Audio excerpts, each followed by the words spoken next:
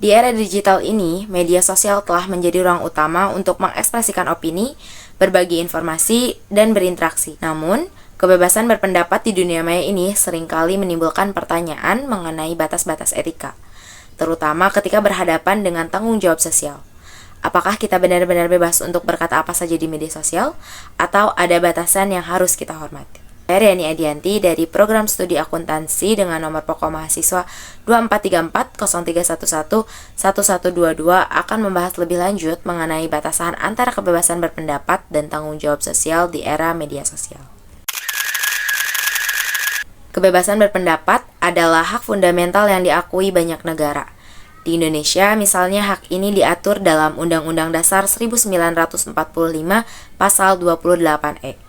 Kita memiliki hak untuk berpendapat, berekspresi, dan berkomunikasi tanpa rasa takut dibungkam. Media sosial menjadi alat yang kuat untuk menyuarakan opini dan berbagi pandangan dengan jutaan orang dalam hitungan detik. Melalui media sosial, kita dapat memobilisasi gerakan sosial, menyuarakan ketidakadilan, serta menciptakan solidaritas global untuk isu-isu seperti lingkungan, hak asasi manusia, dan kesetaraan gender.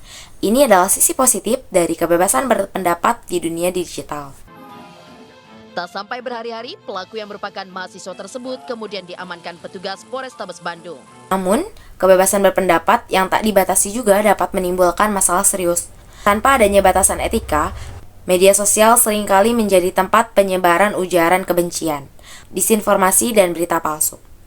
Hal ini tidak hanya berdampak pada individu, tetapi juga dapat merusak tatanan sosial secara keseluruhan. Kebebasan yang tidak bertanggung jawab dapat menyulut konflik, merusak reputasi orang lain, bahkan berkontribusi terhadap polarisasi masyarakat.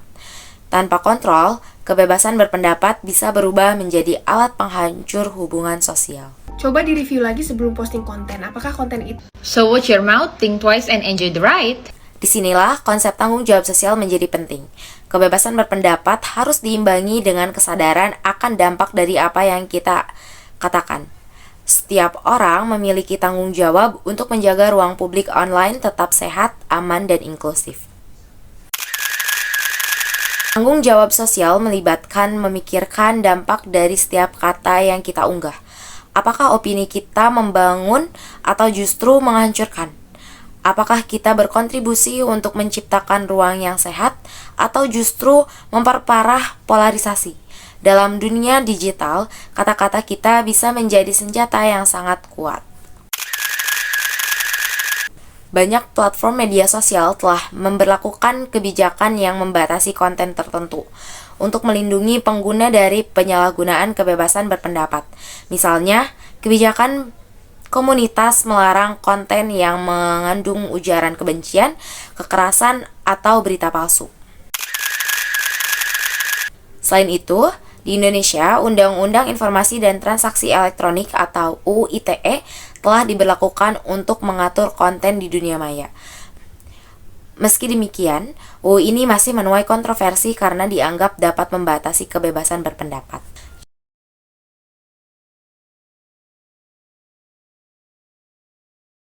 Jadi, bagaimana kita dapat menjaga keseimbangan antara kebebasan berpendapat dan tanggung jawab sosial?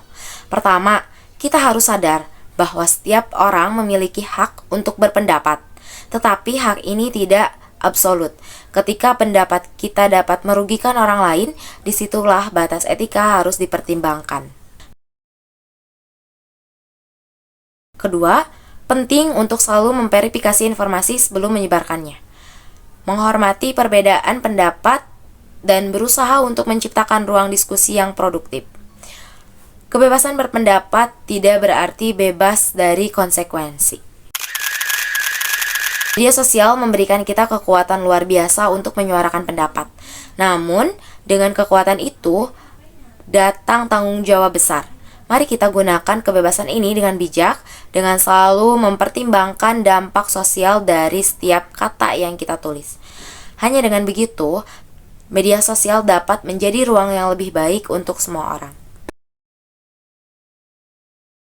Karena dunia maya, kebebasan dan tanggung jawab selalu berjalan beriringan.